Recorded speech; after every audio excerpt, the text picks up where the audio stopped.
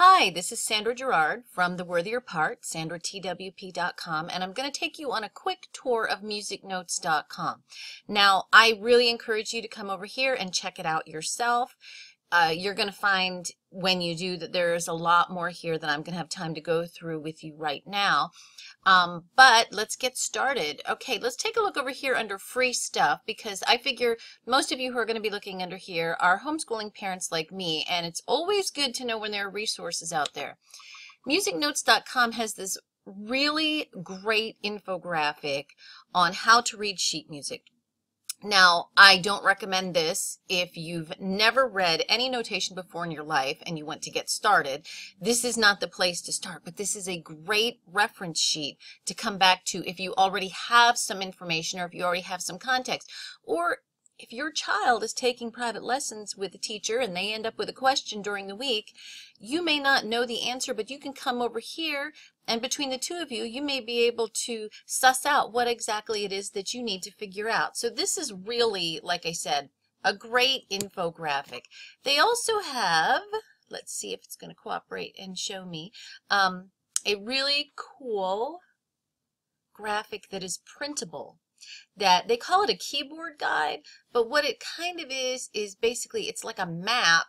Oh, piano guide cheat sheet. Well, I don't know if I would have called it a cheat sheet. In fact, I definitely wouldn't call it a cheat sheet. I would call it a guide. You print this out, and it's over here. It shows you how to fold it and fix it, and then you set it right at your piano or keyboard keys, and it shows your student, or it shows you, the names of all of the notes. Now, most of my students did not need something like this. And when I say my students, I'm referring not only to my own children, but to private students I've worked with in the past. But, you know, there's the occasional person who needs that little extra bump, who doesn't see the pattern as quickly as the rest of us. And I would so much rather have this at the piano or the keyboard than put stickers on the keys. I'm really not fond of this. This is something that is easy to put down. It's easy to pick up when you don't need it anymore, so you don't get dependent on that crutch. And it's easy to move around the keyboard, so you're not just stuck in that same area. Now, what's really awesome for us, what we found when we come to musicnotes.com, is you can search for just about anything that you can think of. You can search on the name of a movie. You can search on the name of a title of a song.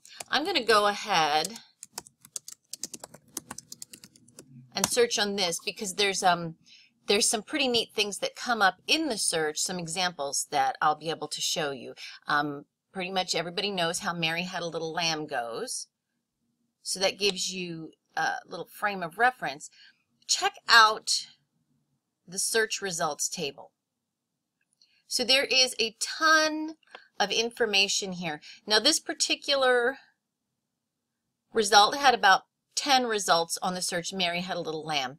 And we can see that they're in different configurations. Each one of these is going to be a different separate purchase for a reason. If you look over here, it says information, and you have a little icon. So if it is green or if it is blue, generally lets you know what kind of file it is. Sometimes there will be an icon over here where it's multiple little notes next to each other, and that actually means it's a bundle of multiple files. So you may pay a little more, it appears, than the others, but you're actually getting multiple files, each at a discount. If this is an information icon, so when you click on this, you get an at-a-glance version of what you're looking at. So this is Mary Had a Little Lamb traditional. It uses beginner notes, and each of these notes here has the letter name inside the note to assist those beginner students. If you take a look at this one here, the Stevie Ray Vaughan, whoa, this is very different. Lots of notes, not for beginners, but even more to the point, this has guitar tablature. Probably not something you're going to be looking for if you were playing piano. So you can take a look at these. Now this over here, it says in this column, artist or show, so you can know the person who wrote the arrangement or what movie it's from, what Broadway show. For scoring, This will let you know how the notation is set out. Beginner notes were what we saw, the nice big notes with the letter names in them. Big note piano is really similar. Let's take a look at that. So we've got nice big notes, but we don't have the letter names in them anymore. This is for a student who's a little more along, but still pretty much at the beginner phase. Let's see, a lead sheet. A lead sheet is when you pretty much have just a melody line with chords at the top. So clicking on this little icon gives you a quick preview. But if you think you found the one that you want, I strongly think you need to actually go click on the title, and it will load the information page for that particular file. This one is a file of 6 pieces for recorder, and I like to take a look at these. Now, I like that this was actually written for recorder. You can also search. You can put up into the search file the instrument that you want to search on. I still encourage you to go ahead and take a look at the individual songs, because every once in a while I run into a piece where it might say that it's good for recorder, but then when I go and look at it, the notes really go outside the range, say, of a soprano recorder, which is what most of my students have begun on. For example, here, this particular song here, I know it's written for recorder and I know it's in C, but if I was going to have my beginner soprano recorder students play this, I wouldn't, because low C is one of the most difficult pitches to play for a beginner soprano recorder student. Beginner alto recorder student, I would totally have them do this, because this would be really easy and a great start for them. Now, for you who are a little more advanced, when you look over here, it has the quick details. Sometimes you get a file where you can transpose it. And for me, I think that would be awesome for recorder pieces, but you need to check over here to see if it is transposable. As you can see, you can also just browse. You can browse by instrument type, vocal music, whether it's choral music or for solos, the particular genre. You can browse by holidays. There are so many options on here.